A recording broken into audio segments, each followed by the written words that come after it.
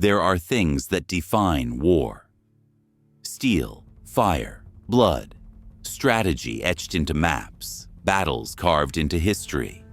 But in 1944, in the heart of Nazi-occupied Europe, the United States Army quietly deployed a different kind of weapon. No rifles, no grenades, no tanks. Instead, they brought rubber, paint, speakers, and theater. The Germans saw them, heard them, feared them, and yet they were never really there. This is the story of the Ghost Army, a secret unit of artists and illusionists who changed the course of World War II without ever firing a shot. It's not fiction, it's not a movie, it's real. And for over 50 years, the US government didn't want anyone to know about it. In January 1944, deep within the planning rooms of Allied High Command, a bold idea was approved. What if you could fool the enemy, not just with camouflage or misdirection, but with an entire phantom army? The idea was inspired by British deception operations in North Africa, but this time it would be American-made, crafted by Broadway set designers, advertising illustrators, and sound engineers. They called it the 23rd Headquarters Special Troops. Only about 1,100 men were selected. But their task was monumental. Create the illusion of up to 30,000 soldiers. Trick the German war machine. And do it without getting caught. Among their ranks, Bill Blass, who would go on to become one of America's greatest fashion designers.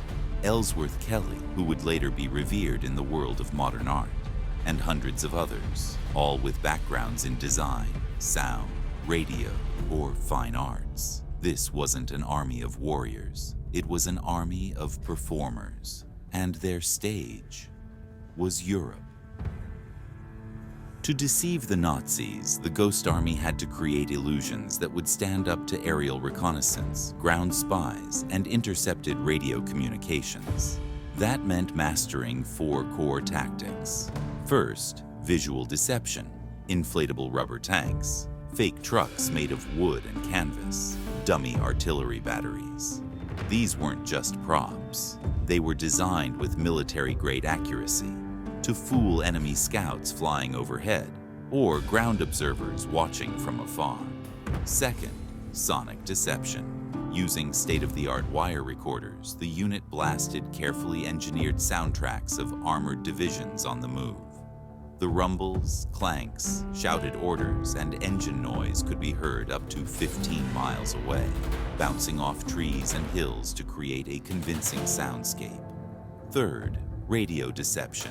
Known as spoof radio, Ghost Army operators would mimic entire divisions' radio traffic. They memorized speech patterns, slang, even inside jokes of specific units.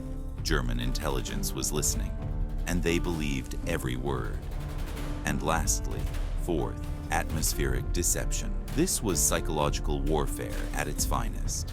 Soldiers in the Ghost Army wore false insignia, staged fake mess halls, left planted intel for German informants to find, and even painted fake tread marks on roads.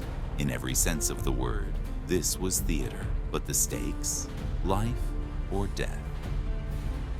One of the Ghost Army's greatest performances came in March 1945, just weeks before the end of the war in Europe. The Allies needed to cross the Rhine River, and the Germans were ready to defend it. To tip the scales, the Ghost Army was sent to Viersen, near the actual crossing site. Over the course of a few days, they rolled out inflatable tanks and vehicles along the tree line, set up fake campfires and tents, created phony command posts using empty radio chatter, and blasted mechanized soundtracks of tanks assembling and troops shouting into the night. To anyone observing, it looked and sounded like an entire armored corps was massing for a major offensive. The German commanders took the bait. They repositioned artillery and troops toward the illusion. Meanwhile, several miles away, the real US 9th Army crossed the Rhine with minimal resistance. The Ghost Army didn't just fool the enemy. They helped win a crucial strategic victory with rubber tanks and a reel-to-reel recorder. These soldiers didn't carry machine guns or storm beaches, but they were still at risk. If captured, they would have been executed as spies, their deception tactics violating the rules of war, and yet they pressed on, mission after mission, from Normandy to the Ardennes, from Metz to the Rhine. They staged over 20 tactical deceptions in total. But when the war ended, there was no parade, no medal, not even a mention. Their work was classified, and their stories buried. Some of them died, never being able to tell their families what they had done. Others quietly returned to civilian life, carrying the secret with them for decades. The Ghost Army was a silent chapter in U.S. military history, hidden in the shadows for over 5 decades.